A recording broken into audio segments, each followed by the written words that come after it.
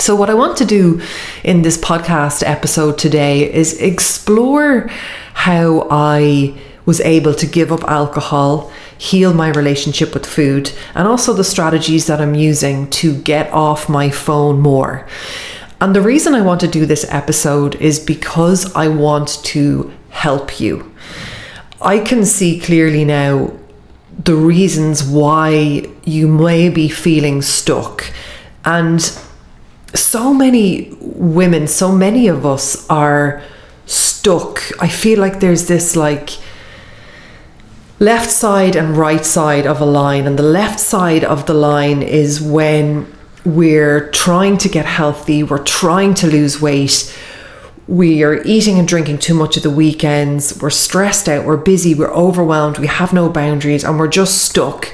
And we're solving all the problems that we have with our fitness and health through just focusing on food. And none of it works, and we're stuck in circles. And then the right side of that line is when you figure out what's actually holding you back, the real problems that are keeping you stuck, working on those, and then for the rest of your life being able to be fit and healthy rather than have to try to be. And because I've gone through this journey myself, I know the steps you need to take. I know the things that you need to work on. And I just want to help you because I see so many people stuck on that left side of the train tracks, on that left side of the line. All their intentions are good. All their motivation is there. All the willpower is there. All the want is there. You have the drive. You have your goal. You have your why. Why are you still not fit and healthy? Why are you still going around in circles? This is what I want to explore in this episode. I'm first off going to start off with alcohol, and I'm going to very briefly share with you my story. I started drinking, I think when I was 17, and I started drinking every night. Before I moved to Galway, I drank for about 3.5 years solidly every night. Now I know that's not massively unique in the sense that I moved to a foreign country. I lived in Paris for 3.5 years. I was the manager of an Irish bar. Not a very unique story to drink every night while working in a bar. Just want to give you a bit of a backstory. I was very, very unhealthy at that time. My relationship with alcohol at that time, I just thought that I wanted to drink every single night and socialise. Then I moved to Galway and I realised I was actually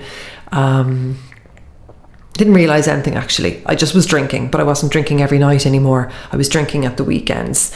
Then kids and family life and all that stuff came along, and I lived for drinking at the weekends. It was just the thing to do on a Friday night and a Saturday night, and I didn't think twice about getting absolutely plastered on both of these nights. Just didn't think twice about it. The struggle for me back then was to not drink on a Thursday. Around in my 30s, the struggle came to like not drink. You know, those like, I won't drink this weekend, or I'll only drink once, and just all these feckin' rules and guidelines that you put on yourself. Well, why do you need to do that? There's clearly something wrong. So I spent most of my 30s trying to do that. Like, we'll only have one, we won't go out on a Thursday night, we won't drink on a Sunday, we'll stick to Friday and Saturday, we'll stick to after 6, we'll stick to wine, we'll switch to beer. That was kind of how most of my 30s went.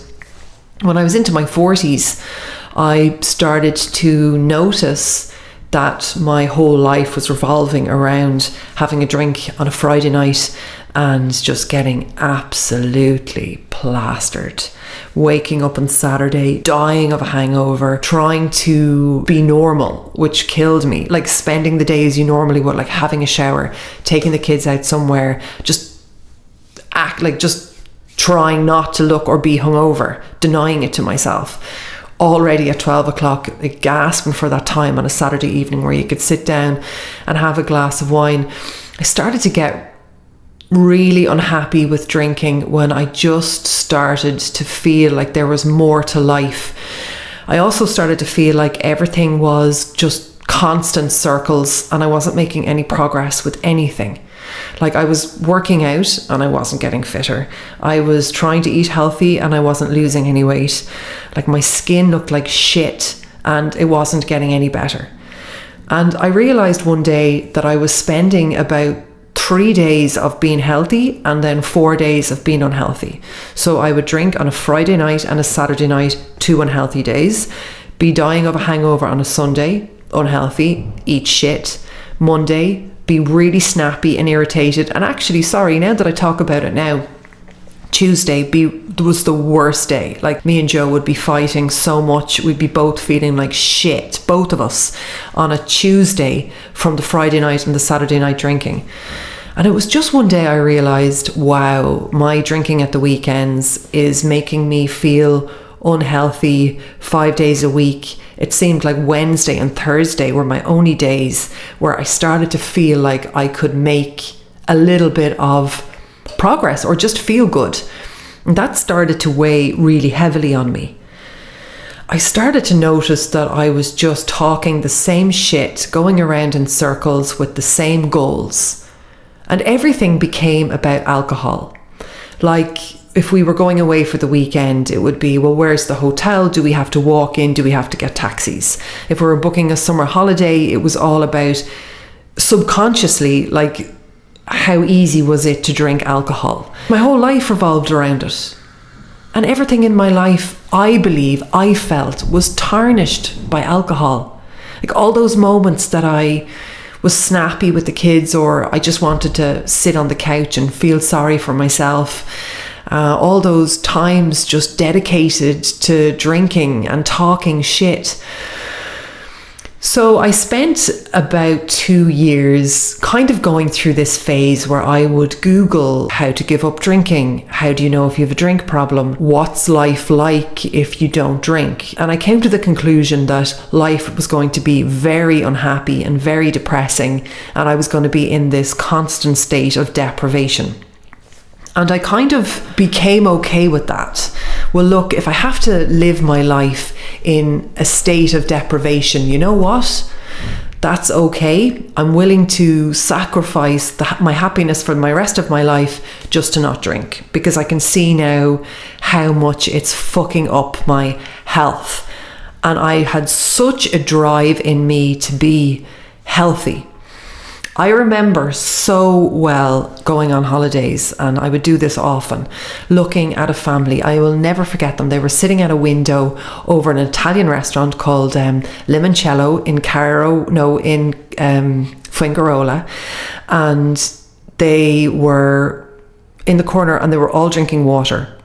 And they looked like that really lovely little nerdy family where they had their, like, they just look, their little strappy, like, kind of rucksacky small bags to carry probably nuts and water in. And they just looked so peaceful and happy and non-drinky. And I used to always look at families like that and just like wish I was like that. I used to just admire them so much, that there they were sitting in a restaurant with their 2 kids and there wasn't a fucking bottle of wine in front of them. I had it in my head, now I know it was a limiting belief, and the way I was conditioned to think that my life would pretty much be so shitty when I stopped drinking. But I came to the point that I was okay with that, because I just couldn't face waking up another day in that Groundhog Day. I remember waking up on Sunday mornings and just wishing I could die, like, sincerely, like, just, I can't believe I'm back here again feeling like this. I can't believe I have the whole day ahead of me with that same old shit of trying not to eat shit, but craving shit, of wanting to eat all around me, eat so many carbs. Like, here I go again. The whole day is going to be such a struggle of just trying to drink water and not eat shit, and then just dread Mondays. How is life like this? How is it set up that for 4 hours in the nighttime of drinking, you sacrifice your whole week? Like, how is this drug that good? Like, what is going on? What am I trying to escape?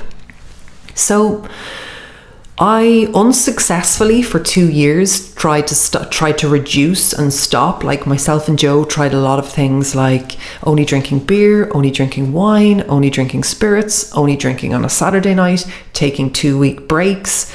I just didn't work, because when I did the reduction thing, I just felt that I was depriving myself and I didn't enjoy it. Why sit there with a glass of wine and leave it at that? Like, I wasn't getting what I needed from alcohol when I reduced. What I needed in that time was to like black out and escape and numb and just feel free and silly for a while.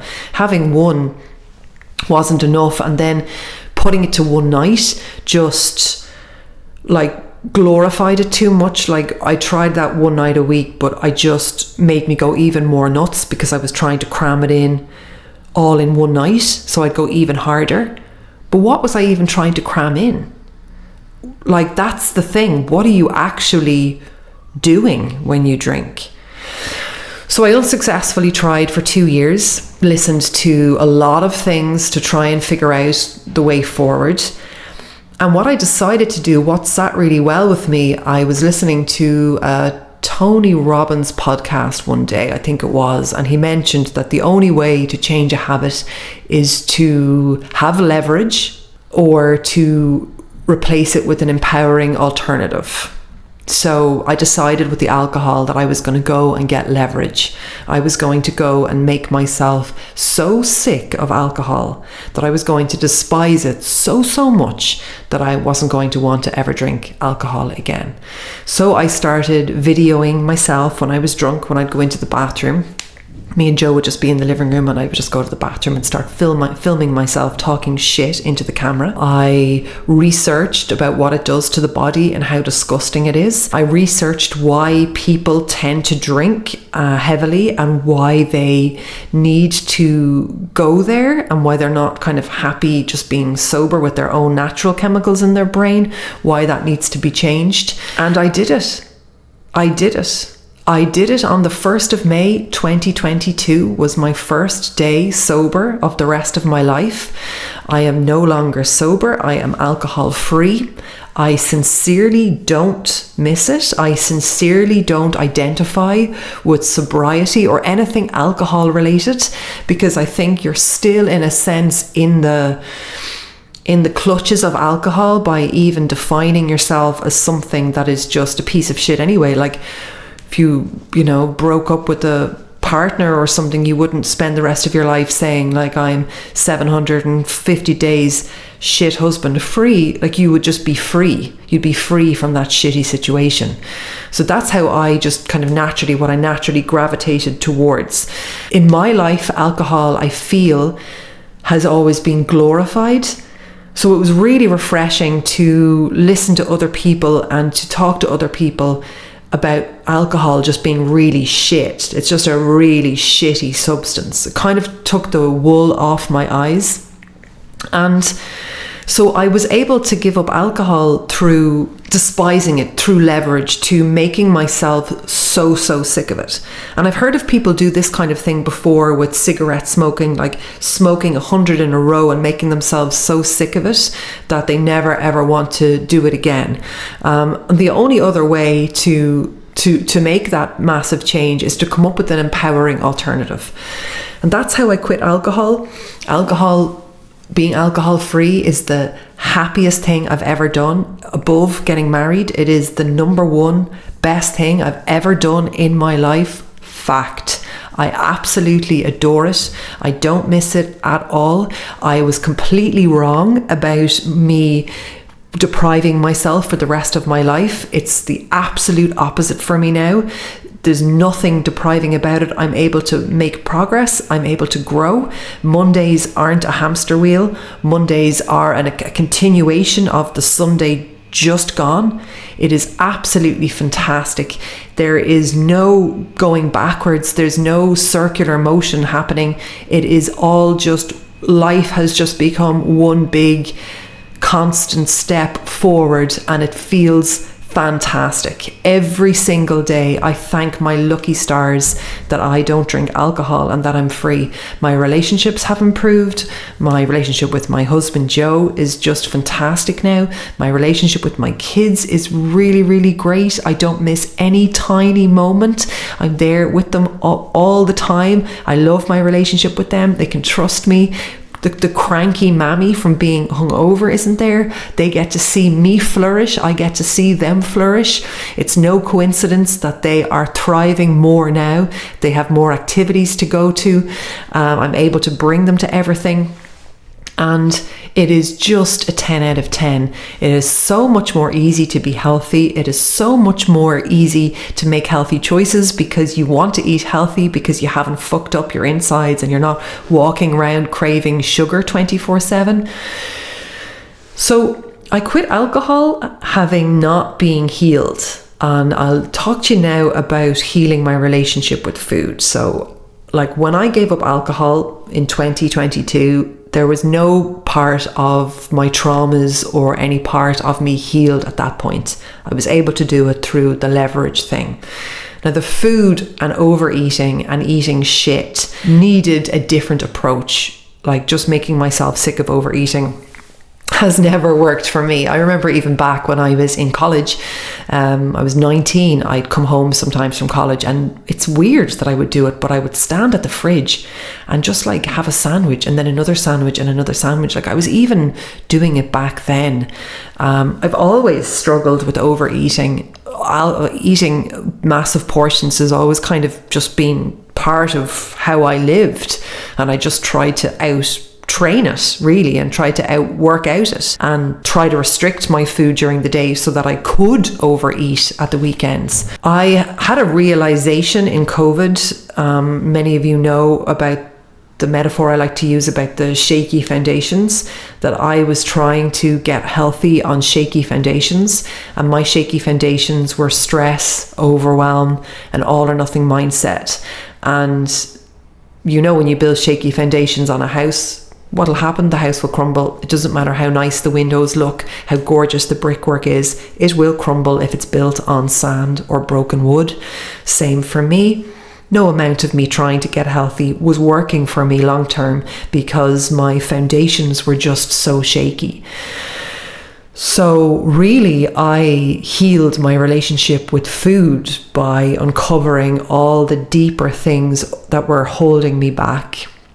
The biggest things I uncovered for me were that I was really stressed out and overwhelmed all of the time. I was living in this cortisol, busy, must do mode. Now, the reasons for that I've realized were because I have never felt enough, ever.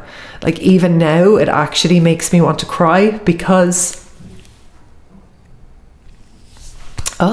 it still sometimes holds me back. I still can sometimes feel very not enough. I can get triggered into that, and I have to take a step back and breathe and remind myself that I am enough. However, for many years, one of the biggest problems in my life that caused so much stress and so much anxiety were just not feeling enough. And when you don't feel enough, you just try and do more to feel enough. And what happens for a lot of people that don't feel enough is that under that is that they're afraid they're not going to be loved or that they're not lovable. So I was trying to run away from this feeling by doing more in work and by spending all my time just focused on work, building, adding, just being so distracted by work and just trying to achieve, to feel better, to fill the void that was inside of me. And it was only when I started unraveling that did I start to actually become healthy and heal my relationship with food. food started to become a sense of enjoyment for me, a sense of nourishment. I started to genuinely enjoy eating breakfast, lunch, and dinner. I started to question, weirdly enough, why was I overeating? Like, it would just come like, why are you about to overeat? Like, what's going on there? Are you okay? Like, it started to feel strange to, I suppose, I started to notice that by overeating is a sign of a lack of self-care.